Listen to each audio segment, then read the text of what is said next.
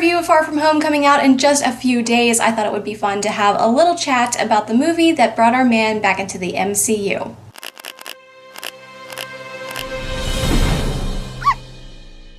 Okay, so technically it was Civil War that brought Spider-Man back into the MCU, but I liked that intro, okay? Hello everyone, my name is Rachel, and I review everything. I hope you all are doing well today. I, for one, am doing pretty spectacular. Get it? Spider-Man, spectacular? Anyway, I just saw Spider-Man Far From Home, and spoiler alert, I loved it. And since I didn't have this channel back when the first movie came out, I really wanted to take the time to talk about that one first, which is what we're here doing today. But before we get started, if you haven't already, please consider subscribing to this channel and turning on those notifications. That way you'll never have to miss another upload of mine. Now let's get started. So Spider-Man Homecoming was directed by John Watts and stars Tom Holland as our third version of Spider-Man to hit the big screen. We first had Tobey Maguire, and then unfortunately Andrew Garfield, but Tom Holland's Spider-Man is the first to be introduced as part of the Marvel Cinematic Universe, which is what makes the title of Homecoming so fitting because it was Spider-Man coming home to Marvel. So after the events of Captain America's Civil War and his first experience with the Avengers, Peter Parker returns home to live with his Aunt May in Queens, New York,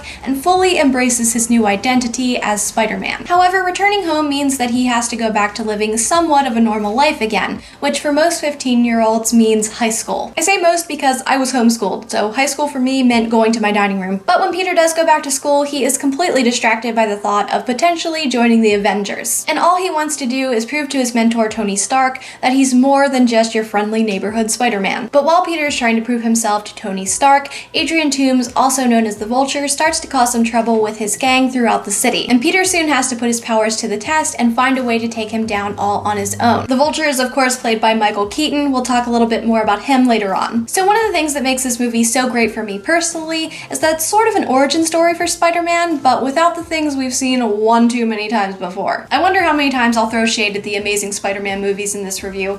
It'll probably be a lot. Just saying, I like Spider-Man 3 more than I like those movies. But anyway, we're not shown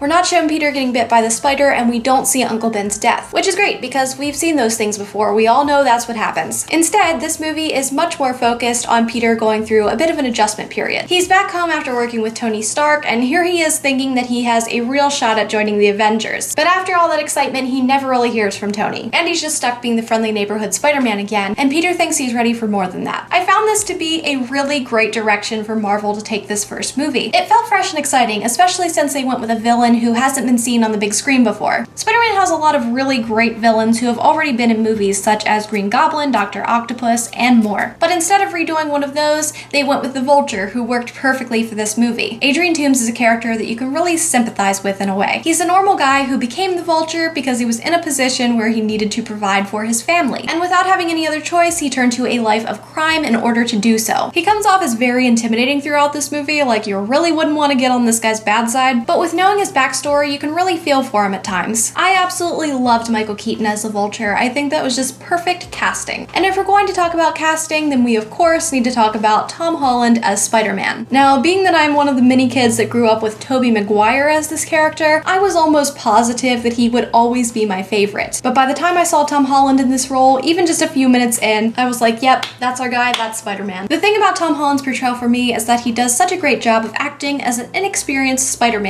Peter Parker is supposed to be 15 years old in this movie, so not only does he still have a lot to learn about life, he has a lot to learn about being a superhero as well. Tom Holland has both the awkward charm and charisma to pull off both Peter Parker and Spider-Man, and it comes off as almost effortless. He also delivers some very emotional scenes in this movie as well. When Peter is stuck underneath the rubble that the Vulture has buried him in, and he's crying out for help, and he doesn't think that he has the power to get out on his own, it's a very powerful scene, and to watch him find the strength to stand up and get himself out, it's definitely my favorite part of the whole movie. It's just so well done. But even though there are a few serious moments, more often than not, this movie is very lighthearted and fun. Even scenes with some of the bad guys were approached with a sense of humor, but it was just the perfect amount. And that kind of leads me into how much I liked Ned as Peter's best friend in this. Jacob Batalon had me cracking up the whole way through. He had some really great lines. And he had quite a lot of chemistry with Tom Holland as well, so I'm very happy that they went with Ned instead of yet another version of Harry. This movie really holds a special place in my heart because this was the first Spider-Man movie that I actually got to see in the theater. I missed all the ones from when I was a kid and refused to spend my money on the Amazing Spider-Man movies, so it was really nice to be able to go see a Spider-Man movie and be totally satisfied with it. I'm going to be giving this one a 5-star rating. It was just a lot of fun for me. I laughed, I cried, it was just everything I could have asked for in a Spider-Man movie plus a little extra. So 2 questions for you. What do you guys think of Spider-Man Homecoming, and have you seen Far From Home yet? Be sure to let me know in the comments down below, and just a reminder that you can follow me over on Twitter at rr_everything, where I talk about all kinds of shows and movies and also post updates on future videos. But until then, I'm Rachel, and that was my review of Spider-Man Homecoming.